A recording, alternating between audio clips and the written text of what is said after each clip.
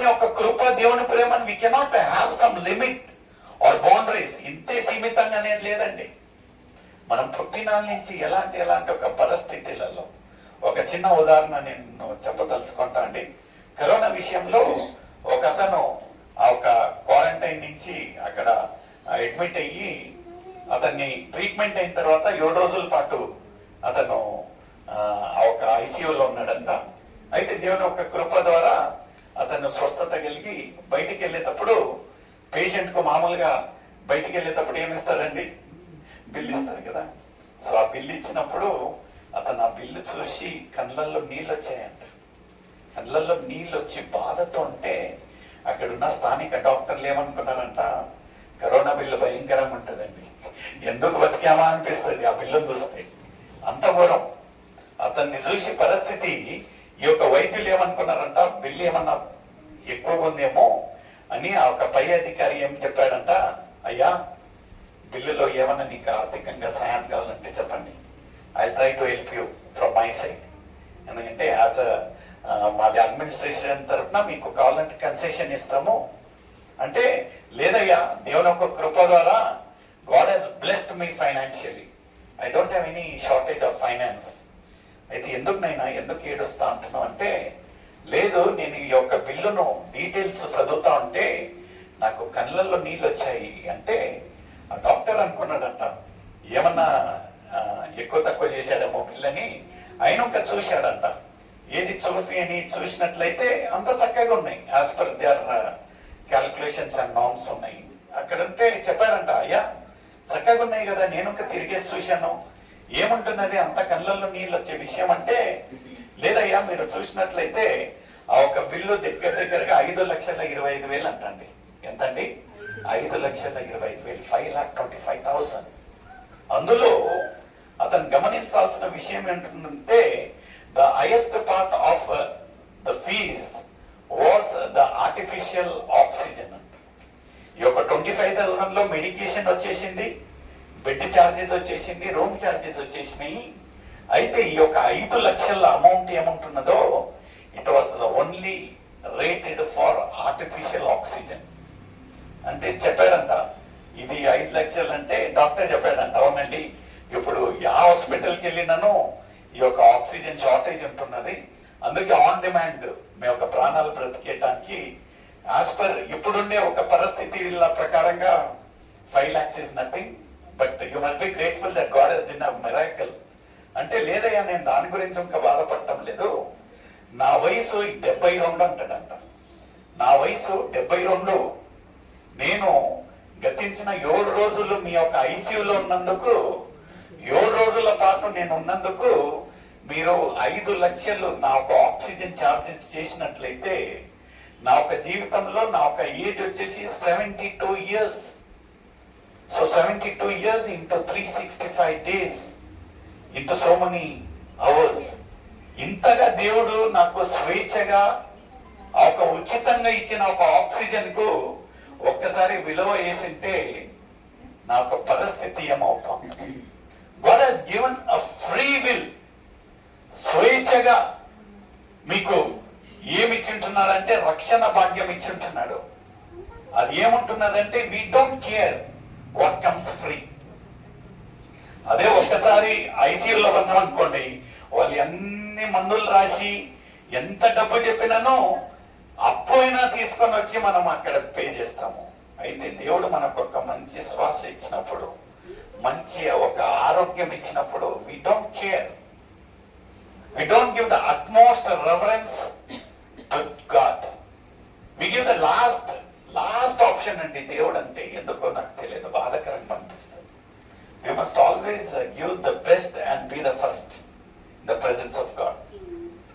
Last దేవుణ్ణి ఒక సన్నిధిలో ఎవరన్నా ప్రేయర్కి పిలిచారనుకోండి, చూస్తా బ్రదర్ కొంచెము మనము ఒక సృష్టికర్తకు ఒక సృష్టిగా ఎంత గొప్పగా ఎదిగామంటే, సృష్టికర్తకి టైం ఇచ్చేలాగా ఎదిగిపోయాము. చాలా బాధగా, చాలా చిక్కు చేయటం అనిపిస్తుంది. నేను దయతో ఎవరిని విమర్శించటంలా, but we have forgot who has created us. ఒక క్రియేటర్ ఒక సన్నిధిలో రావాలంటే ఆయనకిచ్చే ఒక రెఫరెన్స్, ఆయనకి ఇది ఒక ప్రాముఖ్యత ఎంత భయంకరంగా ఇస్తా ఉంటున్నాం అంటే నిజంగా ఒక్కసారి దేవుడు ఒక్కసారి ఆయన ఒక కృపా కటాక్షాన్ని మన జీవితాల నుంచి పక్కన తొలగించినట్లయితే దుమ్ము బూడిదే. Always we must be grateful. ఎందుకంటే నేను మాట్లాడే మాటలు కదండి. ఈ యొక్క ఆఖరి భాగం చదవండి బాబు, 18వ వచనము. ఇలాగ చేయట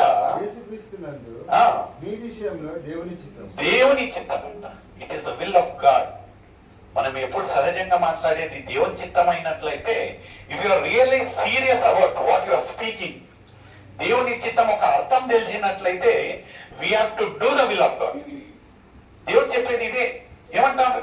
ఎలాంటి ఒక పరిస్థితి ఉన్ననో, ఎలాంటి ఒక సన్నివేశం ఉన్ననో మీరు మీ యొక్క కృతజ్ఞతతో దేవుణ్ణి స్తుతించాలంట. అదే రీతిగా మనము అపోస్తల కార్యము 16వ అధ్యాయము 25వ వచనము సవిసకరించండి. Book of Acts 16th chapter 25th verse.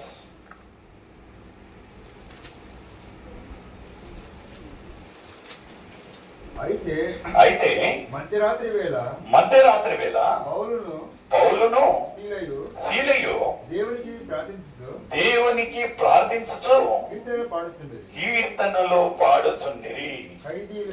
ఖైదీలు ఎక్కడంటే ఎలాంటి ఒక పరిస్థితులలో వాడుతూ ఉంటున్నారంట. ఏదో లగ్జూరియస్ గా ఉండే ఒక ప్లేస్ లో కాదండి, ఏదో ఒక కంఫర్ట్ జోన్ లో కాదండి. వీళ్ళు ఎక్కడ పాడుతా ఉన్నారంట, ప్రార్థిస్తా ఉన్నారంట? జైల్లో, ఒక చెరసాలలో వాళ్ళు పాడుతూ దేవుణ్ణి స్తుతిస్తా ఉంటున్నారు. ఒక్కసారి మనల్ని మనము ఆ ఒక్క ప్లేస్ లో ఊహించుకున్నట్లయితే మన ఒక ఆలోచనలు బండబూతులు బయట తిట్టుకోకుండాను లోపల మాత్రము మనల్ని ఆ ఒక పరిస్థితికి తెచ్చిన వాళ్ళను దేవుణ్ణి సనుగుతూ గొనుగుతూ కదా, ఎంత చక్కగా how meaningful it is. Paul and Silas they were in the prison. చెరసాలలో వాళ్ళు ఏమన్నా బందిపోటు దొంగలండి? What they did? ఏం చేశారు వాళ్ళు? దేవుని యొక్క పరిచయం చేసినప్పుడు, దేవుని యొక్క పరిచయం చేసేటప్పుడు వాళ్ళని ఏం చేశారంట? వాళ్ళు చెరసాలలో. We don't dare enough. దేవుడు ఎంత చక్కగా he has given a great commission to us. ఏమంటా అంటున్నాడంటే, సర్వలోకానికి వెళ్ళి సర్వ సృష్టికి నా ఒక చేస్తా అంటున్నావా?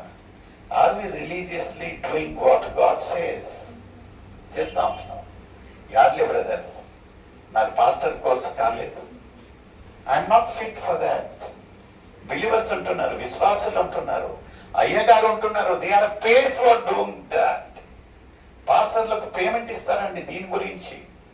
అయితే దేవుడు ఇక్కడ ఎక్కడైనా కండిషన్ పెట్టలేదు కదా, పాస్టరే చేయాలి, సేవకుడే చేయాలి అని ఎక్కడన్నా ఉండండి. మరొకసారి ఏమంటున్నారని, సర్వలోకానికి వెళ్ళి నీవు అంటా ఉంటున్నాడు. కానీ there is no any conditions or specific authority given to any of the person. అందరూ దేవుని పిల్లలమే కదా, దేవుని పిల్లలమే కదా. క్రైస్తవ బిడ్డలంటే, విశ్వాసులు అంటే చిల్డ్రన్ ఆఫ్ గాడ్. దేవుని యొక్క చిత్తము, దేవుని యొక్క గ్రేట్ కమిషన్ ఏముంటున్నదంటే, సర్వలోకానికి మనం చేస్తా ఉంటున్నామా? Are we doing it? ఈ రోజుకి రోజు హఠాత్తుగా జరగరా అనేది మన ఒక జీవితాలలో జరిగినట్లయితే, the first and the foremost question what God is going to ask you అంటే ఏమంటానంటే, what you did for me? నా కొరకే నువ్వు ఏమి చేశావు? లేదు బ్రదర్, నేను పెద్ద పెద్ద ఇల్లు కట్టించుకున్నాను, పెద్ద హోదాలో ఉంటున్నాను, ఇంత ప్రయాసపడ్డాను, నా కుటుంబంను పోషించాను, పని నేను నిష్టగా చేశానంటే, ఆయన అడిగే ఒకే ఒక question, what did you do to me? నా కొరకే నువ్వు ఏం చేశావు అని అంటే, are you prepared to answer it? Are you prepared? Very simple question. Are you prepared? ఎవరికన్నా గ్యారంటీ కార్డు ఉందండి ఇన్ని రోజులు మనం ఇక్కడ ఉంటామని? ఎందుకంటే ఇంతలో మాయం యొక్క జీవితాలు మనం జీవిస్తా ఉంటున్నాము. నీటి బుడిగ లాంటి ఒక జీవితాన్ని మనం జీవిస్తా ఉంటున్నాం. ప్రియమైన సోదరి సోదరు, there is no any guarantee of our life. But are we prepared for that? Prepared గా ఉంటున్నావా అనేది ఒక ప్రశ్న నీకు నాకు అయితే ఉంటున్నది. నిజంగా దేవుని యొక్క సన్నిధిలో ఎంత గొప్పగా మనం ఎన్ని రోజులు జీవించాం.